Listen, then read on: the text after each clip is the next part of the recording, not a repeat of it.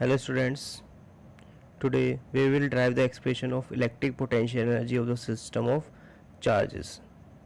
First one is potential energy of the system of two charges and second one is potential energy of the system of three charges.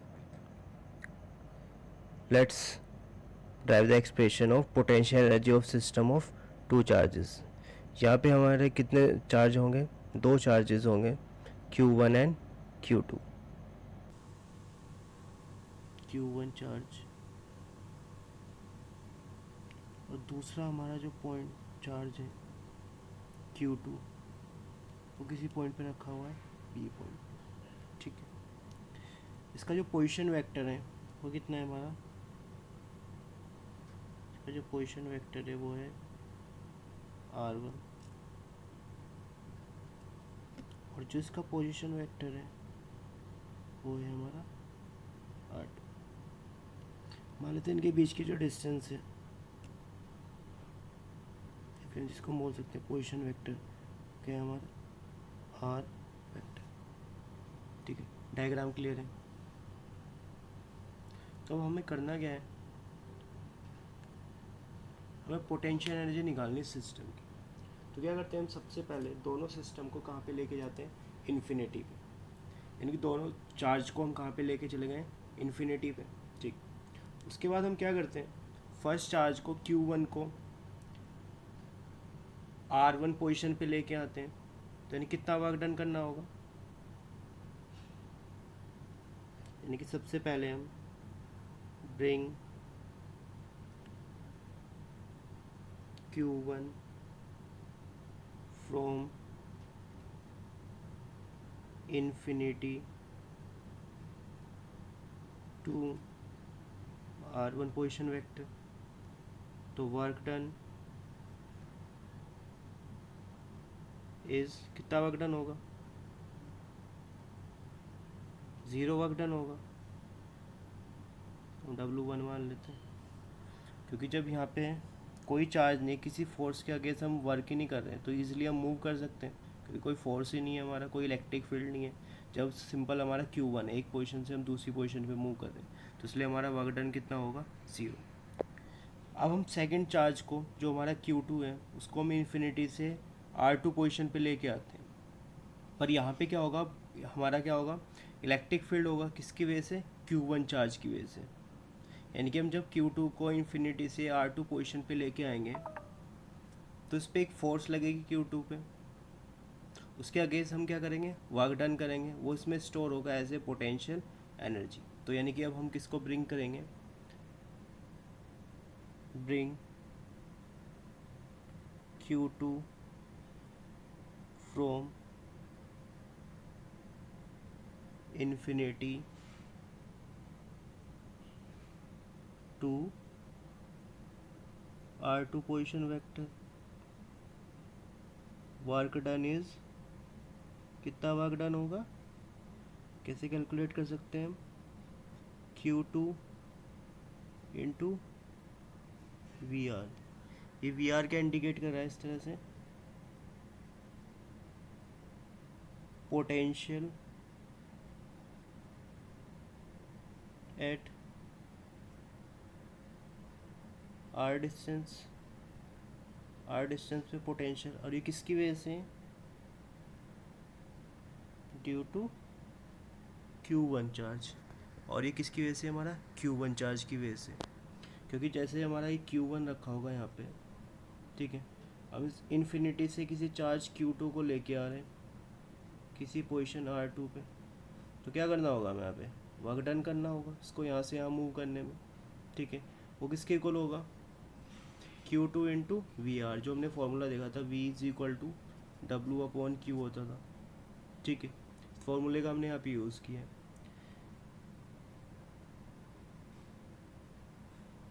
तो यानी कि अगर मैं VR की value put करता हूँ तो VR की वैल्यू कितनी आएगी? अगर ये हमारा किस में रखा हुआ है? एयर में. तो इसकी वैल्यू आएगी 1/4 पाई एप्सिलॉन नॉट Q1/R. क्या है distance between Q2 and Q1. तो यानी कि जो W आएगा वो कितना आएगा हमारा? 1/4 pi epsilon not Q1 Q2 upon R। ये वर्क डन हमारा स्टोर होगा एज ए पोटेंशियल एनर्जी, यानी कि जो हमारी पोटेंशियल एनर्जी होगी इसको हम यहाँ यू से डिनोट करते हैं। किसकी को लाएगी 1/4πε0 Q1 Q2 अपॉन R। ये किसके लिए, दो सिस्टम, दो चार्ज के लिए हमारा। ठीक है, क्लियर है इतना? ये पूरा क्लियर होगा आपको अच्छे से। नेक्स्ट हम देखते हैं potential energy of the system of 3 charges.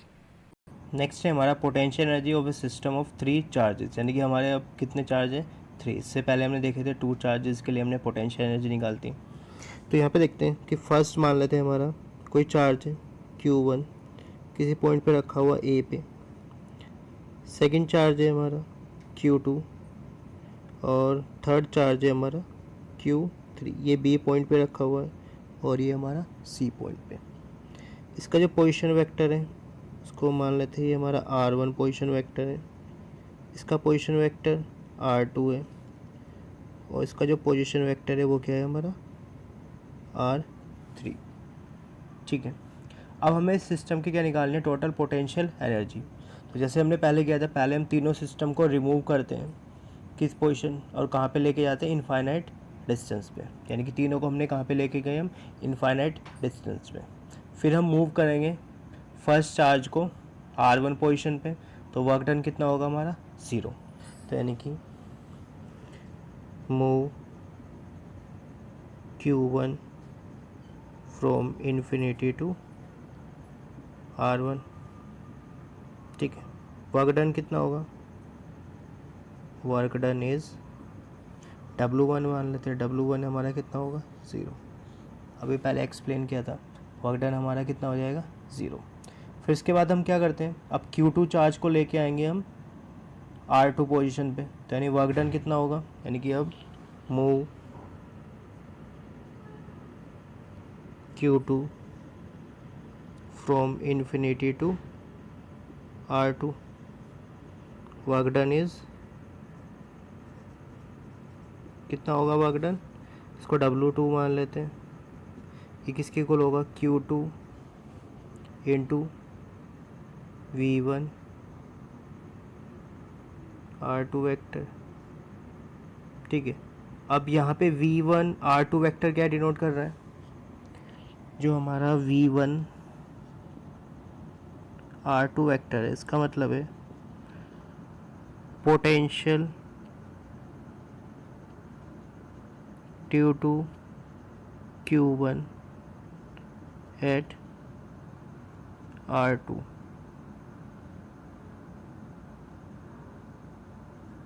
Position, इसकी वजह से जो पोटेंशियल होगा हमारा R2 पोजीशन वेक्टर पे Q1 चार्ज की वजह से, उसको हम डिनोट कर रहे हैं यहाँ पे V1 R2 वेक्टर। ठीक है, तो यानी कि जो वर्क डन को हम क्या लिख सकते हैं, यानी कि W2 किसके इक्वल होगा हमारा, W2 is equal to Q2 और जो इसकी वैल्यू होगी ये किसके इक्वल आएगी हमारी K Q1 अपॉन R12। यानी कि ये हमारा Q1 था, ये हमारा Q2 था, यानी कि जो बीच की डिस्टेंस है वो कितनी है हमारी R12। ठीक है, तो इसकी वजह से यहाँ पे जो पोटेंशियल आएगा वो कितना आएगा K Q1 अपॉन R12। तो एक इक्वेशन इसको मान लेते हैं, हमारी सेकंड इक्वेशन हो गई। ठीक है, और ये वाला वर्क डन हमारा क्या था, फर्स्ट। ठीक है, अब हमें करना क्या है, हम फर्स्ट चार्ज को लेके आ गए R1 पे, सेकंड चार्ज को R2 पे, अब हमें लेके आना है थर्ड चार्ज को किस पे, R3 पे। तो जब हमने सेकंड चार्ज को मूव किया था तो हमारा पोटेंशियल जो वर्क डन था, यानी हमें मूव करना पड़ा था किसके against, force due to Q1, यानी कि पर जब हम Q3 को मूव करेंगे तो हमें किसके अगेंस्ट वर्क डन करना पड़ेगा, the force which is applied due to Q1 and Q2। तो यानी कि अब अगर हम निकालते हैं work done,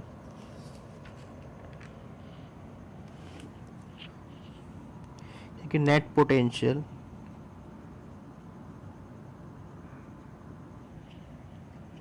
eight R3 vector due to Q1 and Q2 is कितना होगा? इसको मान लेते हैं, हम इसको डिनोट कर रहे हैं V1, 2 R3 वेक्टर। इसका मतलब है potential due to Q1 and Q2 at R3। ये किसके इक्वल होगा? पहला हम लिख लेते हैं फर्स्ट की वजह से थर्ड पोजीशन पे, सेकंड हम लिखते हैं Q2 की वजह से R3 पोजीशन पे। ठीक है, कोई डाउट है? तो इसको अगर हम लिखते हैं ये किसके इक्वल आएगा? K Q1, इनके बीच की डिस्टेंस है R1 3, फिर K Q2, इनके बीच की डिस्टेंस है R2 3। ठीक है, मूव करते हैं Q3 चार्ज को फ्रॉम इन्फिनिटी टू R3, देखते हैं कितना वर्क डन होगा। Move Q3 from infinity to R3, work done is कितना होगा? W3 हमारा किसके इक्वल आएगा? Q3 V1 to R3 vector. ठीक है, तो इसकी अगर हम वैल्यू पुट करते हैं तो हमारा कितना आएगा? V1 टू R3 की वैल्यू हमारी ये वाली, इसमें अगर हम वैल्यू पुट करते हैं तो हमारा आएगा K Q1 Q3 upon 1 plus K Q2 Q3 upon R2 3।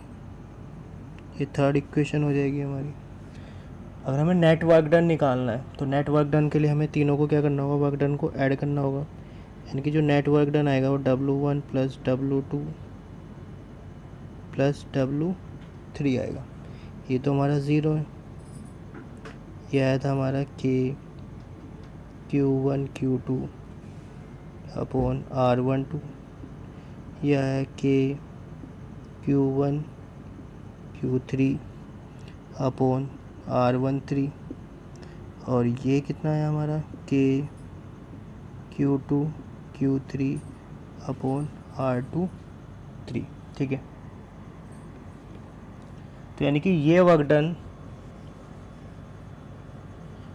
Done हमारा स्टोर होगा इसमें एज ए पोटेंशियल एनर्जी, यानी कि जो हमारा नेट W आएगा ये वर्क डन हमारे इसमें स्टोर हो जाएगा एज ए पोटेंशियल एनर्जी, यानी U इज इक्वल टू हमारा आएगा K Q1 Q2 upon R12, K Q1 Q3 upon R13, K Q2 Q3 upon R2 3।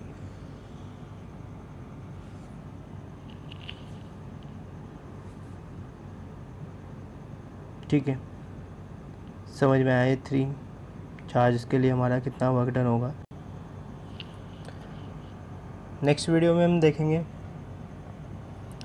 Potential energy of the system in an external field, यानी कि जब किसी system को हम किसी एक्सटर्नल फील्ड में रखते हैं तो उसकी कितनी पोटेंशियल एनर्जी होगी।